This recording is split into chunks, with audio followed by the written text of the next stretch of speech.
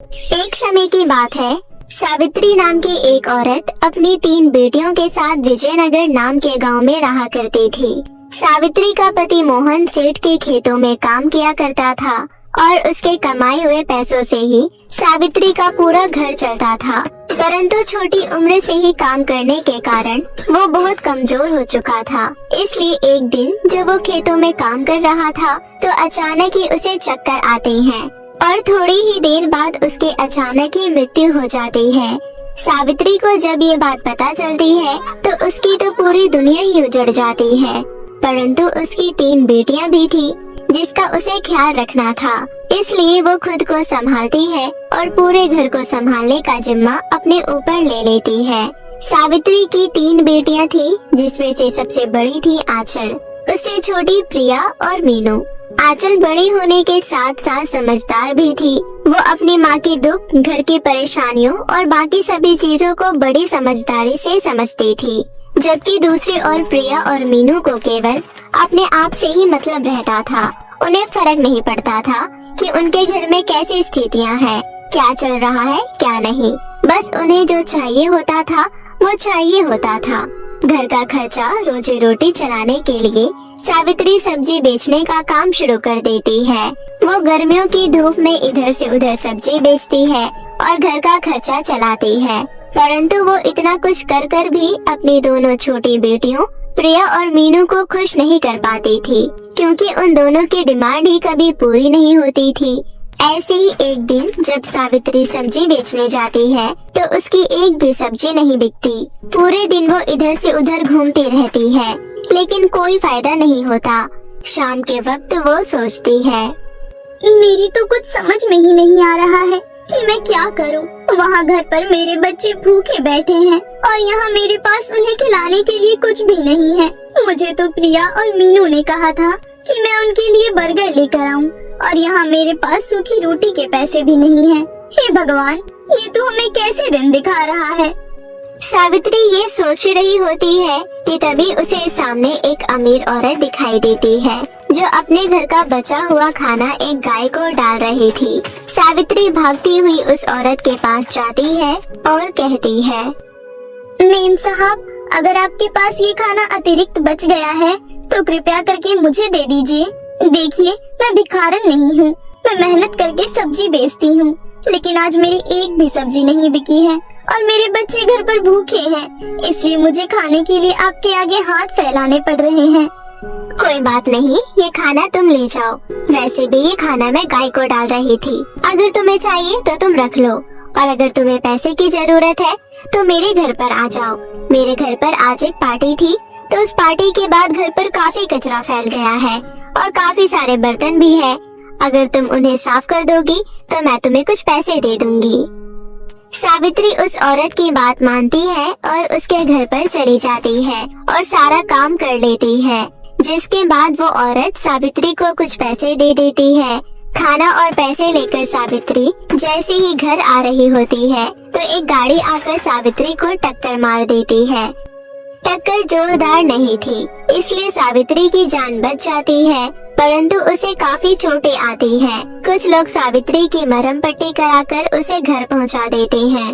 अपनी माँ को इस हालत में देखकर आंचल की तो जैसे सांसें अटक जाती है और वो अपनी माँ से कहती है, ये क्या हो गया माँ तुम्हें? तुम्हें इतनी सारी चोटें कैसी आई? ये सब हम लोगों की गलती है, हमारी वजह से ही तुम बाहर जाती हो। ऐसा नहीं है मेरी बच्ची, ये तो भगवान की मर्जी है, जो होना होता है वो होकर ही रहता है। तभी प्रिया कहती है, माँ तुम भी कमाल करती हो, ना तो हमारे लिए तुम बर्गर लेकर आई, ना ही कुछ ढंग का खाना, और ऊपर से चोट लगवाकर तुम और बैठ गई। हाँ प्रिया दीदी बिल्कुल सही कह रही है, हमारा बर्गर खाने का कितना मन था, लेकिन नहीं, आपका ये ड्रामा शुरू हो गया। तुम दोनों को बिल्कुल भी शर्म नहीं आती इस तरह की बातें करते हुए। एक तो माँ को इतनी चोट लग गई है और तुम्हें अभी भी अपने बर्गर की चिंता लगी हुई है। कोई बात नहीं आंचल, ये दोनों अभी छोटी हैं, इनमें समझ नहीं है, इसलिए ऐसी बातें कर रही हैं। बड़ी होंगी तो समझदार हो जाएंगी। नहीं माँ, बहुत हो चुका है, ये आपकी मेहनत आपके दुख दर्द को बिल्कुल नहीं समझते, क्योंकि इन्हें घर बैठे बैठे सब कुछ मिल जाता है। इन्हें बाहर की दुनिया की कोई समझ नहीं है। अगर ये एक दिन भी बाहर खाने के लिए भटके तब इन्हें पता चलेगा कि आपकी क्या अहमियत है। माँ, आज से आप घर पर रहेंगी और मैं, मीनू और प्रिया खाने का इंतजाम करेंगे और इसके लिए हम कल से शहर में काम ढूंढने जाएंगे। पर आंचल। नहीं माँ, अब और नहीं, आपको मेरी बात माननी होगी और तुम दोनों को भी, समझी? अगले दिन आंचल प्रिया और मीनू को लेकर जंगल के रास्ते से शहर की तरफ निकल पड़ती है। प्रिया और मीनू को आंचल पहले से ही पसंद नहीं थी, लेकिन जो कल हुआ उसके बाद से तो मीनू और प्रिया आंचल से नफरत करने लगी थी। जंगल के रास्ते में वो लोग आपस में बात कर रहे थे। मुझे तो समझ ही नहीं आता कि ये आंचल की बच्ची अपने आप को समझती क्या है। अगर हमसे बड़ी है तो क्या हम पर रोक जमाएगी, हमसे काम करवाएगी? हाँ प्रिया दीदी, आप बिल्कुल सही कह रही हो। अब हम क्या इस उम्र में काम करेंगे? ये सब काम तो माँ को ही करने चाहिए, लेकिन ये आंचल की बच्ची हमें भी काम करवाने के लिए शहर ले जा रही है। मुझे नहीं जाना कहीं भी काम करने के लिए। तो चिंता मत कर, हम कहीं नहीं जाएंगे काम करने के लिए। बल्कि मैं तो कहती हूँ अभी जंगल के रास्ते में कई खतरनाक जानलेवा जानवर होंगे। हम इस आंचल की बच्ची को उन्हीं जानवरों के सामने फेंक देंगे, फिर ये जाने और वो जानवर जाने। इसके बाद हम वहाँ से भागकर घर वापस चले जाएंगे। बाकी माँ तो हमें है ही खिलाने वाली। क्या बात है दीदी, आपका आइडिया तो फर्स्ट क्लास है। ऐसी ही बातें करते हुए वो दोनों आंचल के साथ जा रही थी। तभी रास्ते में उन्हें एक बूढ़ा लकड़हारा दिखाई देता है, जो कि बहुत ही कमजोर था। वो उन तीनों लड़कियों को देखकर कहता है, बच्चियों, क्या आपके पास कुछ खाने के लिए है?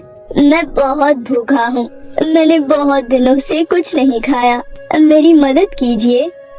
उस बूढ़े लकड़हारे की बात सुनकर प्रिया कहती है, अरे अगर हमारे पास खाने के लिए होता तो हम काम करने के लिए क्यों जाते? बड़ा या खाना मांगने वाला, खुद कमा कर नहीं खा सकता है क्या? प्रिया, अगर हमारे पास खाने के लिए नहीं है तो तुम इन्हें प्यार से भी मना कर सकती हो। इस तरह से भड़कने की क्या जरूरत है? बाबा, हमारे पास आपको देने के लिए कुछ भी नहीं है, कृपया करके हमें माफ कर दीजिए।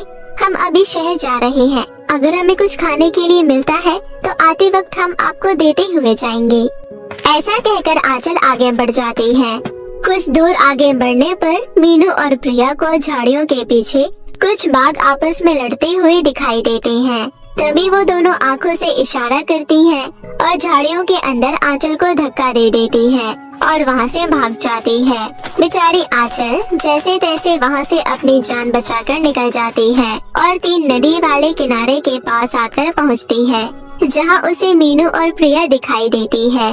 वो उनसे कुछ बोलने जा ही रही होती है कि तभी वहाँ पर एक परी प्रकट होती है और कहती है, आप तीनों का यहाँ पर स्वागत है।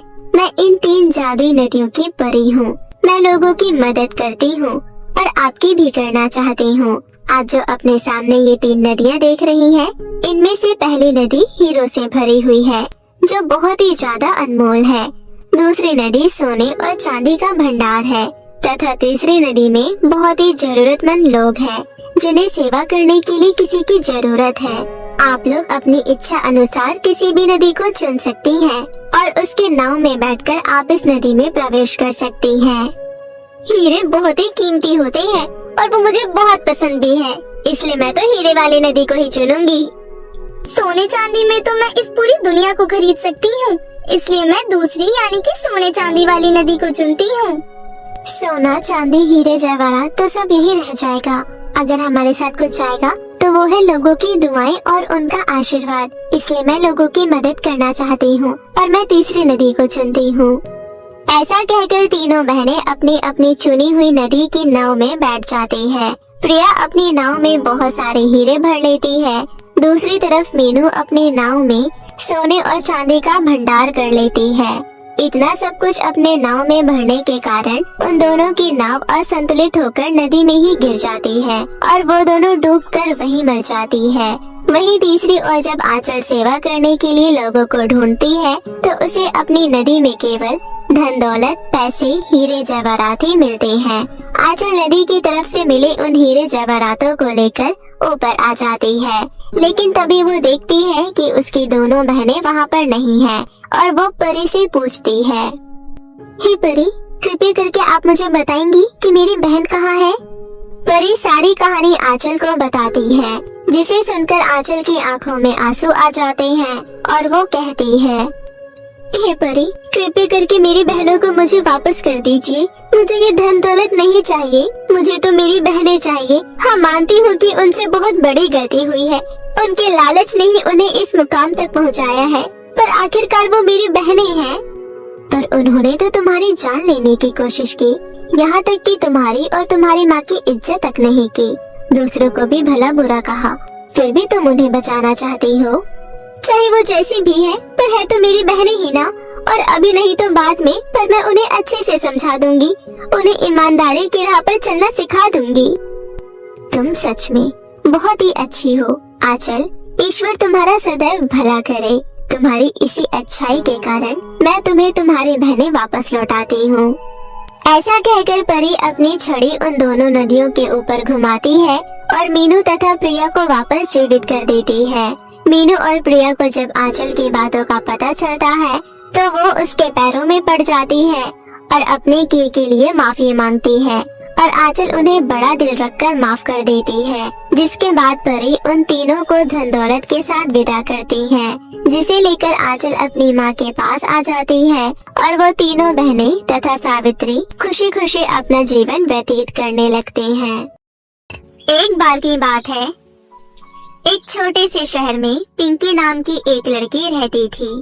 पिंकी अपने माता पिता की इकलौती औलाद थी और वो पढ़ने में भी काफी होशियार थी, परंतु पिंकी का रंग काला था, जिस वजह से उसे लोगों के बहुत ताने सुनने पड़ते थे। साथ ही स्कूल में भी उसका सब बहुत मजाक बनाते थे। लेकिन पिंकी क्लास के बिल्कुल लास्ट वाले डेस्क पर बैठी हुई थी, और वो भी अकेले, क्योंकि कोई भी उसके साथ बैठना नहीं चाहता था।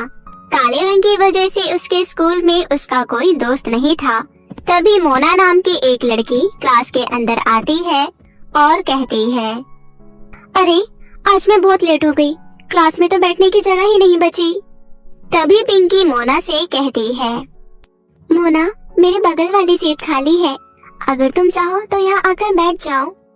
नहीं, मैं तेरे साथ नहीं बैठूंगी, तू बहुत काली है, अगर मैं तेरे साथ बैठूंगी तो मैं भी काली हो जाऊंगी, मैं पागल थोड़ी ना हूँ जो तेरे पास बैठूंगी। मोना की बात सुनकर पिंकी को बहुत बुरा लगता है, क्योंकि उसे हर रोज यही सब सुनना पड़ता था। इसी वजह से उसका स्कूल आने का भी मन नहीं करता था। स्कूल की छुट्टी के बाद पिंकी रोते हुए अपने घर लौटती है और अपनी माँ से कहती है, माँ मुझे स्कूल में नहीं पढ़ना, सब लोग मुझे काली काली बोलकर चढ़ाते रहते हैं, मुझे बिल्कुल अच्छा नहीं लगता माँ। पिंकी की बातें सुनकर पिंकी की माँ कहती है, अरे तू चिंता मत कर बेटी, तुझे पता है तेरे पापा का दूसरे शहर में ट्रांसफर हो गया है, अगले महीने हम लोग ये शहर छोड़कर दूसरे शहर में चले जाएंगे, वहाँ पर हम तेरा बहुत अच्छे स्कूल में एडमिशन करवाएंगे। सच्ची में माँ? हाँ मेरी बच्ची। अपनी माँ की बातों से पिंकी बहुत खुश होती है और उम्मीद करती है कि नए स्कूल में जाने के बाद सब कुछ ठीक हो जाएगा, वहाँ सभी उससे अच्छे से बात करेंगे और सभी उसके दोस्त बन जाएंगे। इसी तरह एक महीना बीत जाता है और पिंकी अपने परिवार वालों के साथ दूसरे शहर में चली जाती है। वहाँ जाकर उसके माता पिता उसका एडमिशन एक बड़े से स्कूल में करवा देते हैं। पिंकी एक नई उम्मीद के साथ स्कूल जाती है, लेकिन पहले ही दिन उसकी सारी उम्मीदों पर पानी फिर जाता है। इस स्कूल के बच्चे तो और भी ज्यादा बुरे थे और वो पिंकी से बहुत बुरी तरह बात कर रहे थे। अरे वो देख, वो हमारे स्कूल में नहीं आई है, देख तो जरा कितनी काली है।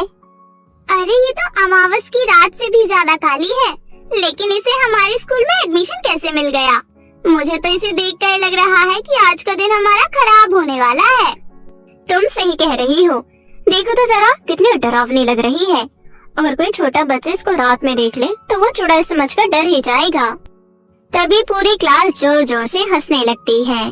तभी क्लास में टीचर की एंट्री होती है और वो बच्चों से कहती है, बच्चों फटाफट रेडी हो जाओ, आज मैं तुम्हारा सरप्राइज टेस्ट ले रही हूँ। अरे यार, आज फिर से सरप्राइज टेस्ट? कहा था ना मैंने, आज का दिन हमारा खराब हो जाएगा। ये काली लड़की तो सच में बहुत मनहूस है। फिर टीचर पिंकी को अपने पास बुलाती है और कहती है, टेस्ट से पहले आप लोग इस नई लड़की से मिलो, इसका नाम पिंकी है, कौन बनना चाहेगा इसका दोस्त? टीचर की इस बात पर कोई बच्चा हाथ नहीं उठाता। सबसे आगे वाले डेस्क पर एक प्रियंका नाम की गोरी चिट्टी सी लड़की बैठी हुई थी। वो कहती है, मैडम, इतनी काली लड़की से कौन दोस्ती करना चाहेगा? प्रियंका के इस बात से पिंकी को बहुत बुरा लगता है। वो सोचती है कि इस स्कूल में भी सब उसे काली काली बोलकर चिढ़ाएंगे। पिंकी ये सोचकर घबरा जाती है। क्लास खत्म होने के बाद प्रियंका पिंकी के पास आती है और कहती है, अरे अरे, देखो तो जरा इस काली चुड़ैल को।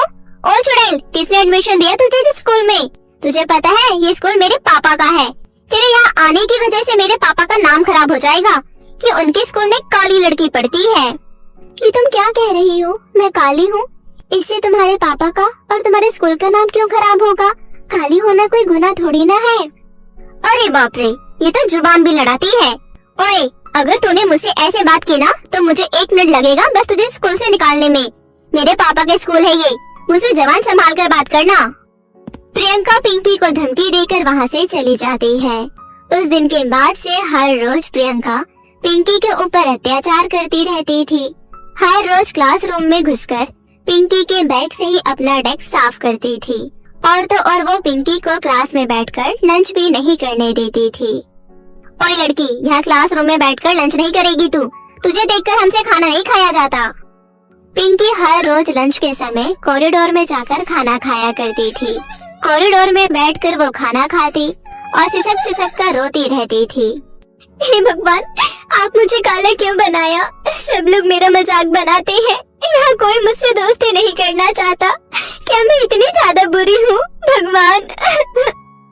इसी तरह दिन बीत रहे थे। पिंकी पढ़ाई में बहुत ही ज्यादा तेज थी। उसका जनरल नॉलेज तो कमाल का था। क्लास में टीचर कोई भी सवाल पूछती थी तो पिंकी झट से उसका जवाब दे देती थी। इसी तरह फाइनल परीक्षा आ जाती है और पिंकी मन लगाकर अपना एग्जाम देती है। स्कूल के प्रिंसिपल के पास जब रिजल्ट आता है तो वो देखती है कि पिंकी ने पूरे स्कूल में टॉप किया है। प्रिंसिपल को चिंता हो जाती है। अब मैं क्या करूं? अग्रवाल जी तो इस स्कूल के मालिक है, लेकिन उनकी बेटी के नंबर तो पिंकी से कम आए हैं। अगर उनकी बेटी की जगह कोई और फर्स्ट आ गया तो वो गुस्सा हो जाएंगी। प्रिंसिपल अग्रवाल जी को फोन करके सारी बात बताती है। अग्रवाल जी गुस्से में कहते हैं, मेरे स्कूल में मेरी बेटी के अलावा कोई और फर्स्ट कैसे आ सकता है? अगर ऐसा हो गया तो मैं किसी भी टीचर को सैलरी नहीं दूंगा। वैसे भी हर साल मैगजीन में फर्स्ट आने वाले बच्चों की फोटो लगती है, उसमें इतनी काली लड़की की फोटो छपेगी तो कैसा लगेगा? अब आप लोग देख लीजिए क्या करना है आप लोगों को। प्रिंसिपल चिंता में आ जाती है। वो पिंकी का नंबर कम कर देती है और प्रियंका का नंबर बढ़ाकर उसको पूरे स्कूल में टॉप करवा देती है। क्लास में जब सभी बच्चों को रिजल्ट दिखाया जाता है तो पिंकी प्रिंसिपल मैडम के पास जाकर कहती है, मैम, मेरा एग्जाम बहुत अच्छा गया था। मुझे सारे क्वेश्चन आते थे, फिर मुझे इतने कम मार्क्स कैसे मिल सकते हैं? मैंने तो सभी प्रश्नों के सही उत्तर दिए थे और प्रियंका टॉप कैसे आ सकती है? उसने तो मेरे सामने चीटिंग करी थी। अब जो है वो है पिंकी, मैं इसमें कुछ नहीं कर सकती। तुम हार मानना सीख जाओ बेटी। पिंकी उदास होकर वहाँ से चली जाती है। तभी वो प्रियंका की बातें सुन लेती है। प्रियंका अपनी सहेलियों को सारी बातें सच सच बता रही थी कि कैसे उसके पापा ने पिंकी के नंबर कम करवाकर प्रियंका के नंबर बढ़वाए हैं। ये सुनकर पिंकी को बहुत बुरा लगता है। वो घर चली जाती है और रोने लगती है। माँ, मुझसे कोई प्यार नहीं करता, कोई भी नहीं। मैं तो तुझसे कितना प्यार करती हूँ बेटी। बस तुम ही तो करती हो, और तो कोई नहीं करता ना। मेरा कोई दोस्त नहीं है। यहाँ तक कि परीक्षा में सबसे ज्यादा नंबर मिलने के बाद भी मेरे नंबर कम कर दिए गए हैं। मैं अब स्कूल नहीं जाऊंगी माँ।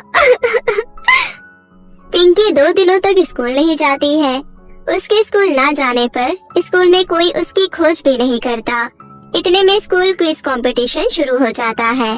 पिंकी के स्कूल से प्रियंका कंपटीशन में भाग लेती है। ये कंपटीशन स्कूल के प्रेस्टीज से जुड़ा हुआ था। प्रियंका कंपटीशन में भाग तो ले लेती है, पर किसी भी क्वेश्चन का ठीक से आंसर नहीं दे पाती। वो हर एक प्रश्न का गलत उत्तर दे रही थी। ये सब देखकर स्कूल की प्रिंसिपल चिंता में पड़ जाती है। देखते देखते कंपटीशन का पहला राउंड खत्म हो जाता है। पहले राउंड में पिंकी का स्कूल सबसे पीछे था। प्रिंसिपल मैडम अग्रवाल जी के पास जाती है और कहती है, अग्रवाल जी, मुझे लग रहा है हमारा स्कूल ये कंपटीशन हार जाएगा, क्योंकि प्रियंका बेटी ठीक से आंसर नहीं दे पा रही है। नहीं नहीं, अगर हमारा स्कूल हार गया तो हमारी बहुत बेइज्जती हो जाएगी। आप कुछ भी कीजिए, लेकिन हमें ये कंपटीशन जीतना है। तभी प्रिंसिपल अपने ड्राइवर के साथ गाड़ी लेकर तुरंत पिंकी के घर पहुंचती है और पिंकी से कहती है, पिंकी जल्दी चलो, हमें तुम्हारी बहुत जरूरत है। प्रिंसिपल मैडम, आप यहाँ? ठीक है, मैं अभी तैयार होकर आती हूँ। पिंकी 5 मिनट में रेडी हो जाती है। फिर प्रिंसिपल मैडम उसको तुरंत कंपटीशन में लेकर जाती है। अब प्रियंका की जगह पिंकी भाग लेती है और एक के बाद एक सही आंसर देकर वो अपने स्कूल को इस प्रतियोगिता में जिता देती है। सभी बहुत खुश हो जाते हैं। अग्रवाल साहब खुद पिंकी के पास आकर कहते हैं, पिंकी बेटी, हम सब ने मिलकर तुम्हारे साथ बहुत गलत किया। मैं अपनी गलतियों के लिए बहुत शर्मिंदा हूँ। तभी प्रिंसिपल मैडम भी कहती है, हाँ पिंकी, मैं भी बहुत शर्मिंदा हूँ। तुम तो हमारे स्कूल की असली शान हो। तभी वहाँ पर प्रियंका भी आती है और कहती है, हाँ पिंकी, मुझे भी समझ आ गया कि ऊपरी खूबसूरती से कुछ नहीं होता। आज से तुम मेरी दोस्त हो। सच में प्रियंका? हाँ पागल, सच में। इतना कहकर प्रियंका पिंकी को गले लगा लेती है। स्कूल को कंपटीशन जीतने का प्राइज मिलता है और पिंकी को भी क्लास का टॉपर घोषित किया जाता है। अब तो क्लास के सारे बच्चे पिंकी के दोस्त बन गए थे और पिंकी प्रियंका की बेस्ट फ्रेंड बन जाती है। अब पिंकी को सब कुछ मिल जाता है। इसी तरह अब वो अपनी जिंदगी खुशी से बिताने लगती है।